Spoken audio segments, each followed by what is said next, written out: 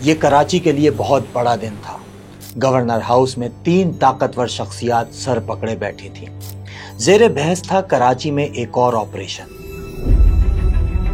Plan جتنا بڑا تھا اتنا ہی مشکل بھی، کیونکہ کراچی کے حالات تو پہلے ہی چیخ چیخ کر بتا رہے تھے کہ 92 کا آپریشن ناکام تھا۔ ایسے میں ایک اور آپریشن، لیکن کیسے؟ اس سوال کا کوئی جواب نہ تھا۔ اچانک فون کی گھنٹی بجی۔ فون سننے کے بعد تینوں شخصیات کے چہروں پر اطمینان آ گیا، کیونکہ وہ کال ان کے لیے ایک گولڈن چانس تھا۔ مشکل آسان ہو گئی، پلان فائنل ہو گیا۔ لیکن وہ کال کرنے والا تھا کون، اور اس نے ایسا کیا کہا؟ یہ وہ شخص تھا جس کے نام کی دہشت سے بڑے بڑوں کی کانپیں ٹانگ جاتی تھیں، جو اس ملک میں نہیں تھا لیکن اس کی آواز کراچی میں گونجتی تھی۔ وہ جو کہتا قانون بن جاتا، وہ جو سوچتا حقیقت ہو جاتا، وہ جب بولتا تو سناٹا چھا جاتا، وہ جب گنگناتا تو پورا شہر رقص کرتا، جس کے ایک اشارے پر منٹوں میں کراچی بند ہو جاتا تھا۔ The one and only Altaf Hussain. مظلوموں کا ساتھی ہے الطاف حسین۔ جی ہاں، الطاف حسین کی ایک ہاں نے D G rangers, police chief اور گورنر سندھ کے ماتھے سے شکن ہٹا دیے تھے، کیونکہ الطاف حسین نے کراچی آپریشن کی حمایت کر دی تھی۔ لیکن انہیں کیا معلوم تھا کہ وہ ایک ہی سوراخ سے تیسری بار ڈسے جانے والے ہیں۔ کیسے؟ ڈاکومنٹری میں آگے سمجھ آ جائے گا، لیکن اب یہ جاننا ضروری ہے کہ وہ کیا حالات تھے کہ کراچی میں ایک بار پھر آپریشن کرنا پڑا۔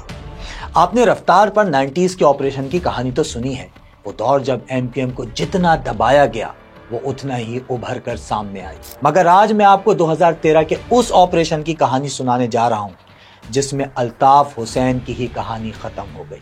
یا نہیں، یہ فیصلہ ڈاکومنٹری کے آخر میں پہنچ کر سکیں گے، مگر یقین کیجئے کہ آج آپ کو ان سوالوں کا جواب ملے گا جو سوال آج تک پوچھے ہی نہیں گئے۔ کیا یہ آپریشن صرف ایم کیو ایم کے خلاف تھا؟ اور اگر تھا تو پھر الطاف حسین سمیت پوری متحدہ نے اس کی حامی کیوں بھری؟ کیا متحدہ کے اندر بھی کراچی آپریشن کو لے کر تقسیم تھی؟ 9-0 کراچی کی سیاست میں اچانک 0 کیسے ہو گیا؟ اور سب سے اہم سوال، کیا ایم کیو ایم کے اندر کوئی کردوغلو تھا؟ یہ سب آج کی ویڈیو میں بتاؤں گا۔ امید ہے اتنی اہم انفارمیشن جاننے سے پہلے آپ سبسکرائب ضرور کر دیں گے۔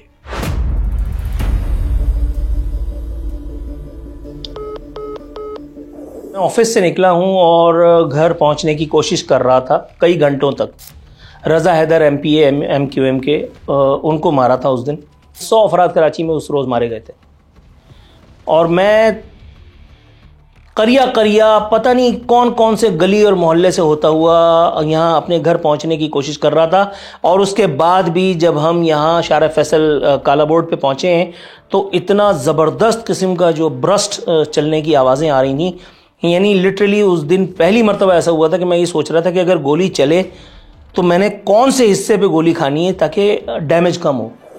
کراچی والوں کے لیے یہ کوئی نئی بات تو نہیں تھی، اس سے پہلے بھی ایک قتل ہوا تھا جو کراچی میں نہ ہوا، پھر بھی نشانہ یہی شہر بنا۔ جس دن بے نظیر بھٹو صاحبہ کا اسیسینیشن ہوا، اس رات کو یا اس کے بعد جو واقعات ہوئے 2-1 دن کے اندر، اس سے آپ کو اندازہ ہو سکتا ہے کہ کراچی میں کس قسم کے کرمنلز موجود ہیں۔ ایسا نہیں ہے کہ کوئی ایک ذمہ دار تھا ان ساری چیزوں کا، آپ کہیں کہ جناب ایم کیو ایم کی تنظیم بنی تھی تو اس نے گڑبڑ کی، نہیں، بہت سارے لوگ بیچ میں کود پڑے تھے۔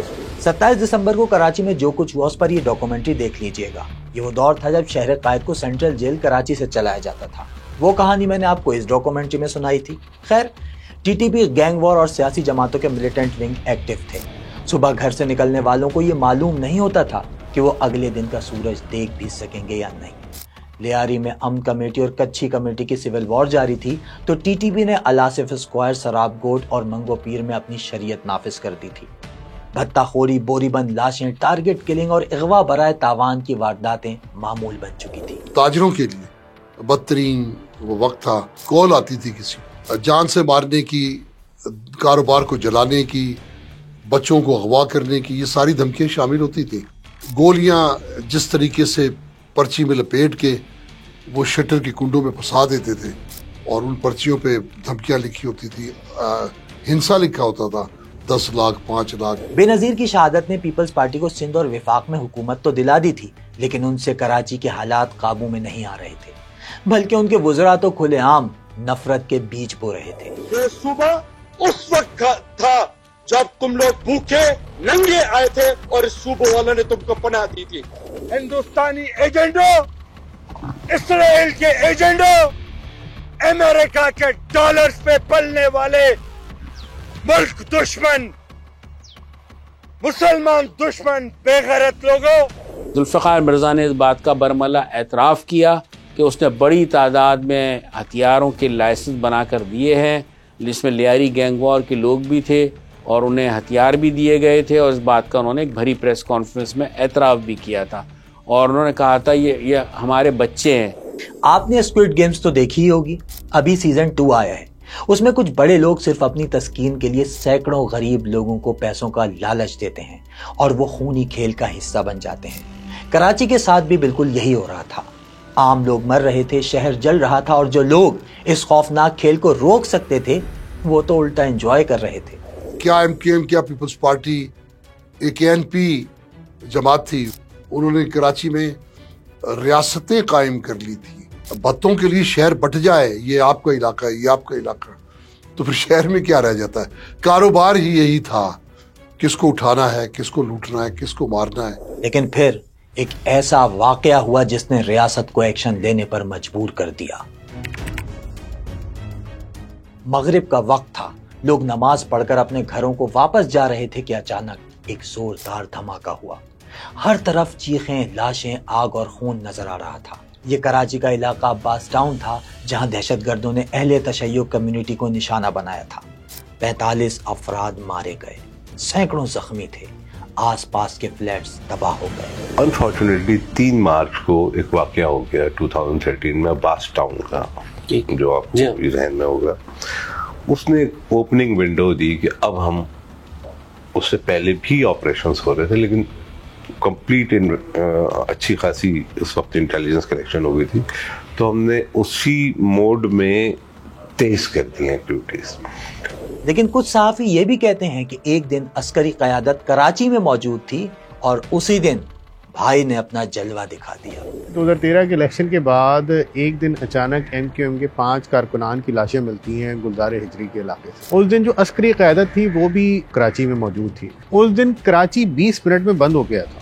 ایسا لگا کہ اس دن کراچی آپریشن کا فیصلہ کر لیا گیا تھا, جس دن کراچی 20 منٹ میں بند ہو گیا تھا. طاقتور حلقے یہ غضب کی طاقت دیکھ کر ہل گئے, مگر مسئلہ یہ تھا کہ گیم کی آخری بلا تک ڈائریکٹ کیسے پہنچا جائے گا.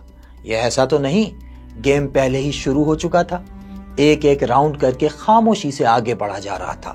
تبھی تو میں نے پوچھا تھا کہ ایم کیو ایم میں کردوغلو کون تھا, اس کی انٹری کس نے, کیوں, کیسے کروائی. یہ سمجھنا قبل از وقت ہوگا. ابھی یہ سمجھتے ہیں کہ ایم کیو ایم کی حمایت سے شروع ہونے والا آپریشن ایم کیو ایم کے خلاف کیسے ہو گیا. یہ شریفوں کا دور تھا. پرائم منسٹر کی کرسی پر نواز شریف تیسری بار بیٹھے پھولے نہیں سما رہے تھے, تو ادھر آرمی چیف بھی اس بار شریف ہی تھے. مگر سیاست دانوں کی غلط فہمی جلد ہی دور ہو گئی. مجھے ایک میٹنگ یاد ہے کہ جنرل راحیل شریف کراچی آئے تھے, اس میں جو موجودہ صدر ہیں آصف علی زرداری وہ بھی شریک ہوئے تھے, اور پارٹی کے صدر کی حیثیت سے سیاسی جماعتوں کے اور بھی قائدین تھے, اور وہاں یہی بات رکھی گئی تھی اور اطلاع یہی تھی کہ کسی مسئلے پر ان کی تلخ کلامی بھی ہوئی تھی.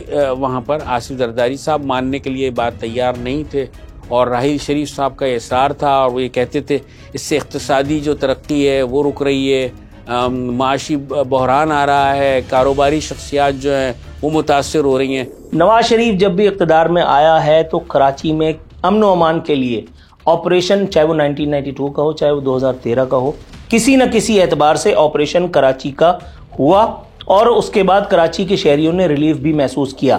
اس سے پہلے کہ یہ آپریشن ایم کیو ایم کے خلاف شروع ہو جائے, میں ذرا یاد دلا دوں کہ یہ 92 نہیں, یہ وہ دور تھا جب کراچی میں یونٹ اور سیکٹر آفیسز تھانوں سے زیادہ اہم تھے. یونٹ انچارج SHO اور سیکٹر انچارج DSP کے برابر تھا. یہ سمجھ لیں کہ ریاست کے اندر ایک ریاست بنی ہوئی تھی جس کا حاکم لندن میں بیٹھا تھا, उस वक्त शहर का मरकज सिंध असम्बली, बिलावल हाउस या जरदारी हाउस नहीं बल्कि 90 था। एक ऐसा किला कि जहां चिड़िया भी पर न मार सके। कराची का सबसे महफूज तरीन मकाम। उस वक्त तो लोग अपनी सिम का नंबर भी वो लेना पसंद करते थे कि जिसके आखिर में 90 आता हो। मुक्का चौक पर लगा मुक्का तो लियाकत अली खान का था, मगर उसकी पहचान अल्ताफ हुसैन से थी। जो मिट सकती है ये कभी किसी के वहमो गुमान में न था। वो MQM जिसका गवर्नर भी था, 24 MNAs, 52 MPA समेत कई सेनेटर्स थे और कराची के अवाम भी। तो इतनी ताकत रखने वालों के खिलाफ कार्रवाई आखिर होगी कैसे? ये -1 फॉर्मूला कैसे कामयाब होगा? ये था $1 मिलियन क्वेश्चन। MQM को एक लिहाज से साइज में लाने की कोशिश की जा रही थी, तो अब ऐसा लगता है कि वो किसी प्री प्लान मंसूबे का हिस्सा था और स्पेस बननी थी किसी के लिए, और वो स्पेस बनी। आपने देखा इंतखाबात जब 2018 के हुए तो तहरीक-ए-इंसाफ ने क्लीन स्वीप किया। कंट्रीब्यूटिंग फैक्टर्स उसमें सामने है, तो कंट्रीब्यूटिंग फैक्टर्स में पॉलिटिकल पार्टियां भी थी। पॉलिटिकल पार्टियों में MQM का भी रिफ्लेक्शन था उसमें। ये समझते हैं कि एट दैट टाइम MQM के जो लोग हैं वो भत्ता लेते थे, टारगेट किलिंग में मुलविस थे। बिल्कुल इस उसमें रिफ्लेक्ट हुए और एक बड़ी तादाद रिफ्लेक्ट। सब ये तो वो लोग थे जो आपके अपने जानने वाले थे। MQM ये सब कंप्लीट MQM नहीं, ये मैं कंप्लीट फिगर दे रहा हूँ आपको, लेकिन इसमें मेजॉरिटी MQM के साथ रिफ्लेक्ट होती थी। MQM की जो मिलिटेंसी थी, उसका जो मिलिटेंट विंग था, कहीं उसको कोई ज़रर ना पहुँचे। वो जो एक इतना बड़ा तामझाम MQM ने और इन लोगों ने सेट किया था, जिससे फिर यहाँ से लंदन तक रसीदें निकाली गईं और मामलात हुए, कहीं वो सब आमदनी न रुक जाए। जाहिर है कि फिर MQM ने शोर तो करना था, उसका शोर लॉजिकल तो है। मेरे ख्याल में MQM तो कभी भी किसी भी ऑपरेशन के हक में नहीं रही है। हाँ, ये ज़रूर कहती रही है MQM कि दहशत गर्दी के ख़िलाफ़, अमन अमान ख़राब करने के आलों के ख़िलाफ़, इन सब के ख़िलाफ़ ऑपरेशन होना चाहिए, लाक़ानूनियत नहीं होनी चाहिए। ये बयानात तो मेरे ख्याल में कोई भी सियासी जमात यही कहेगी, इससे हटकर तो उनका कोई मौक़िफ़ हो नहीं सकता कि कार्रवाई ना हो। अवाइल में ही हमें इस बात का अंदाज़ा होना शुरू हो गया और महसूस किया हमने कि शायद जो इसका पर्पस था उससे डाइवर्ट हो गया है ऑपरेशन, और उसमें हमारे ही दफातर पे छापे पड़ रहे हैं, हमारे ही कारकुनान को हिरासत में लिया जा रहा है, हमारे लीगल दफातर को कहीं बंद करवाया जा रहा है। 2013 के ऑपरेशन के रिजल्ट्स मिलना शुरू हो गए थे। लियारी गैंग वॉर, TTP और इन जैसे कई ग्रुप के लोग मारे गए, बहुत से भाग गए। नोगो एरियाज में आम शहरियों का आना जाना आसान हो गया। लेकिन ठहरिए, क्या इस ऑपरेशन में MQM के इलाकों और किला यानी मरकज के इतराफ लगे बैरियर्स भी तोड़े जाएंगे? मगर कैसे, अभी समझ आ जाएगा। हमने बहुत ही वाज़ेह तौर पर महसूस किया कि इसका रुख ज़ाहिरी तौर पर MQM के ख़िलाफ़ मोड़ दिया गया। हमारे साथियों को मावराए अदालत कत्ल किया जाना शुरू कर दिया गया, गैर कानूनी हिरासत में रखना शुरू कर दिया गया। आज भी सबकी नजरें 90 पर थीं। अजीजाबाद में रहने वालों के कानों में बूटों की आवाज टकरा रही थी। हवा का रुख बदल चुका था।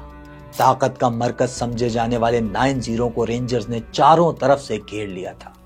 ऐसा लग रहा था फैसला हो चुका है। वो घर जहां आने वाला या तो खुशी से आता या फिर कपकपाता हुआ, जहां MNAs और MPAs झाड़ू देना फख्र समझते, जहां से कराची कंट्रोल किया जाता, जहां बड़ी बड़ी शख्सियात सलामी देने आती, जहां लोग टूटी चप्पलों में आए और प्राडो में गए, वो घर आज बड़ी मुश्किल में था। 92 के ऑपरेशन के बाद ये 90 पर रेंजर्स की पहली रेड थी। MQM के दर्जनों कारकुनान पकड़े गए, आमिर खान भी गिरफ्तार हुए, पर ना जाने क्यों सबकी नजरें उन्हीं पर जमी थी। मेरे घर के ऊपर जिन्होंने छापा मारा, मुझे खुशी हुई कि बाद बहुत बहादुरी लोग होंगे, क्योंकि बहुत से लोग घर पे आते हुए डरते भी हैं। रेंजर्स के अफसर थे, वो अब थे हो गए और इंशाल्लाह थे हो जाएंगे। उन्होंने आन के कहा अपने इंटरव्यू में कि अरे 90 पर ऐसा असला मिला है। और फिर दुनिया ने ये भी देखा कि जैसे दूसरे ममालिक में तेल के कुएं दरियाफ्त होते हैं, वैसे ही कराची में असलहे के कुएं डिस्कवर होने लगे। نیٹو کا چھینا جانے والا اسلحہ بھی ملنے لگا. میں تو یہ سوچ رہا ہوں کہ جب یہ اسلحہ جمع ہو رہا تھا تب ریاست کہاں تھی. خیر یہ آپریشن تو جاری ہی تھا. اس کے ساتھ ایک اور آپریشن لانچ کر دیا گیا. یار کیا ہو گیا ہمیں؟ کہاں چلے گئے ہم؟ یہ کیا ہو گیا اس کمیونٹی؟ کہاں لے گیا یہ آدمی ہمیں؟ صرف مصطفیٰ کمال ہی نہیں، یہ صرف بہت سے ایم کیو ایم کے رہنما تھے جن کو میں ذاتی طور پہ جانتا تھا، جو ان حالات سے خائف ضرور تھے لیکن ڈرتے تھے. وہ خوف تھا. دیکھیں اس آپریشن نے اس خوف کو توڑا تھا. وہ لوگ جو ایم کیو ایم کو گالیاں دیتے تھے، جو الطاف حسین کے بارے میں مغلظات بکا کرتے تھے، جو کہتے تھے کہ سندھی مہاجر فلانا کچھ نہیں ہوتا، ہم سب پاکستانی ہیں. ایک فیشن ہو گیا تھا ایک زمانے میں، کسی کی جیب کاٹ لو اس کے بعد پاکستان زندہ باد کا نعرہ لگا دو تو آپ کو پاکستانی تسلیم کر لی جائے گا. 22 اگست کے بعد جو میں نے دیکھا تو یہ بھی وہی ٹولہ تھا. اور آج وہی ٹولہ الطاف حسین کو گالی بکنے کے بعد الطاف حسین کا لیفٹ اوور کھانے والا آج وہی لوگ ہیں کہ جو نیچے سے نمبر 1 آئے تھے، آج وہ ایم پی اے بن کر گھوم رہے ہیں. ایم کیو ایم حقیقی کے بعد یہ دوسری بار ایم کیو ایم کا دھڑا بنا، یا یوں سمجھ لیجئے کہ گیم کی آخری بلا تک پہنچنے کے لیے جال بہت پہلے سے بچھایا جا رہا تھا. آپ کو تو یاد ہی ہوگا مصطفیٰ کمال کب اور کیوں ملک چھوڑ کر گئے تھے. خیر کراچی آپریشن شروع کیوں ہوا یہ کسی کو یاد نہ رہا، کیونکہ اب نشانہ ایم کیو ایم تھی. مصطفیٰ کمال کی واپسی، آئے دن چھاپوں، گرفتاریوں اور مقدمات نے الطاف حسین کے صبر کا پیمانہ بھی لبریز کر دیا. پریس کلب پر ایم کیو ایم کا دھرنا جاری تھا. لندن سے ٹیلی فون پر الطاف حسین موجود تھے. بات تو کارکنان کی گرفتاریوں اور چھاپوں کی چل رہی تھی. پھر اچانک ایسا کیا ہوا کہ الطاف حسین نے وہ بات کہہ دی جو مجھ سمیت کسی بھی پاکستانی کو قبول نہیں. پاکستان پوری دنیا کے لیے ایک ناسور ہے. پاکستان دنیا کے لیے ایک عذاب ہے. پاکستان دنیا کے لیے ایک دہشت گردی کا ایپی سینٹر ہے. ان کو زیادہ شکایت اسٹیبلشمنٹ سے تھی، خفیہ اداروں سے تھی، اور وہ سارا ملبہ بار بار فوج پر ڈالتے تھے. پھر اسی دوران انہوں نے بیانات اسی وجہ سے فوج کے خلاف بھی بیان دیے، بلکہ پاکستان کے خلاف بھی بیان دیے، انڈیا کے حوالے سے ان سے مدد بھی طلب کی. تو بات ہے کہ پھر اس چیز کو تو کوئی ایکسیپٹ نہیں کرے گا نا. نشے کی حالت میں ایک شخص سے کسی شخص نے جو اسائنڈ تھا اس ایک تقریر کو کروانے کے لیے، عامر خان کی وہ اکساتی ہوئی تصویر، وہ آپ اس کی ویڈیو ذرا دیکھیں. نہیں بھائی اب ہمارا پاکستان زندہ باد کہنے کو دل نہیں کرتا. آپریشن تو اب بھی آدھا ہوا ہے. الطاف حسین کو آپ نے ایلیمینیٹ کر دیا. What about Aamir Khan? M Q M میں ایک ساری مسئلہ ایک یہ تھا کہ اب آہستہ آہستہ قیادت نہ ہونے کی وجہ سے آپس میں ایک دوسرے سے شکایات، ایک دوسرے کو نیچا دکھانے والی بات. تو پھر یہ اندر ایک ٹسل تو تھی کیونکہ باہر نظر نہیں آتی تھی، لیکن جو اندرونہ خانہ کارکن تھے وہ یہ محسوس کرتے تھے. اچھا عامر خان صاحب دوبارہ جب آئے تو میرے خیال میں ایم کیو ایم کے کارکن انہیں ایکسیپٹ نہیں کر رہے تھے، کرنے کو تیار نہیں تھے. لیکن چونکہ الطاف حسین کا فیصلہ تھا، اسے کوئی منع نہیں کر سکتا تھا، جس کی روشنی میں انہیں قبول بھی کیا گیا. وہ علیحدہ چیز ہے کہ وہ ڈیبیٹیبل بات ہے کہ کیوں کیا گیا، کس نے مشتعل کیا، کیا ہونا چاہیے تھا. لیکن ہمارا اسٹینڈ بہت ہی واضح ہے کہ پاکستان زندہ باد تھا اور پاکستان قائم رہنے کے لیے بنا ہے. اب ایم کیو ایم میں کردوغلو کون تھا یہ فیصلہ آپ کریں، مگر ریاست کو جواز مل چکا تھا. گیم کا فائنل راؤنڈ شروع ہو گیا. کراچی کا سب سے مضبوط قلعہ فتح کرنے کا دن آ گیا. 9-0 کے اعتراف سے رکاوٹیں ہٹا دی گئیں. جذبات، حالات، واقعات اتنی تیزی سے بدلے جیسے اس سب کے لیے کوئی پہلے سے ریڈی بیٹھا تھا. بس بٹن دبانے کی دیر تھی. فاروق ستار کو ٹھاکر لے گیا. عامر لیاقت نے پوری رات قومی ترانے سنائے. بھائی کے نام پر جان دینے والے اب بھائی کا نام لینے سے بھی ڈر رہے تھے. کراچی والے تو حیران تھے کہ حب الوطنی کے ٹیکے لگا کون رہا ہے، وہ بھی ایسے کہ ایم کیو ایم والے نام پوچھنے پر بھی پاکستان زندہ باد کا نعرہ لگا رہے تھے. آسان کر دوں، یہ ایم کیو ایم کا 9 مئی تھا. چن چن کر یونٹ اور سیکٹر آفیسز گرائے گئے. 9-0 سیل کر دیا گیا. یہ کراچی کے لیے تاریخی دن تھا کہ 29 سال پرانی جماعت صرف ایک رات میں ختم ہو رہی تھی. متحدہ قومی موومنٹ پاکستان میں رجسٹرڈ ہے. متحدہ قومی موومنٹ پاکستان کی سیاست کر رہی ہے. متحدہ قوم پاکستان میں سیاست کر رہی ہے اور اس غلطی کی بار بار متحمل نہیں ہو سکتی. اس لیے ضرورت اس بات کی ہے کہ मुत्तहदा कौमी मूवमेंट ऑपरेट भी पाकिस्तान में करे। 23 अगस्त का सूरज माइनस अल्ताफ हुसैन के साथ तुलू हुआ। अब ना कोई उनकी आवाज सुन सकता था, ना मीडिया पर तस्वीर चल सकती थी। सलाम पेश करता हूं मैं रेंजर्स के उन तमाम अफसरान को, पुलिस के उन तमाम अफसरान को जिन्होंने एक ज्वाइंट ऑपरेशन किया, कामयाब ऑपरेशन था। अगर ये ऑपरेशन नहीं होता तो किसे पता चलता कि वाटर बोर्ड में ग्रेड 1 ऑफिसर टारगेट किलर है? अगर ये ऑपरेशन नहीं होता तो किसे मालूम होता कि स्टेट बैंक का जो है वो एक आला अफसर वो टारगेट किलर है? तो इस ऑपरेशन की मरून मिन्नत है ये सारी मालूमात जो मुझे और आपको मिली। अगर ये ऑपरेशन नहीं होता तो कराची के हालात को सुधारने के लिए और क्या नुस्खा था आपके पास?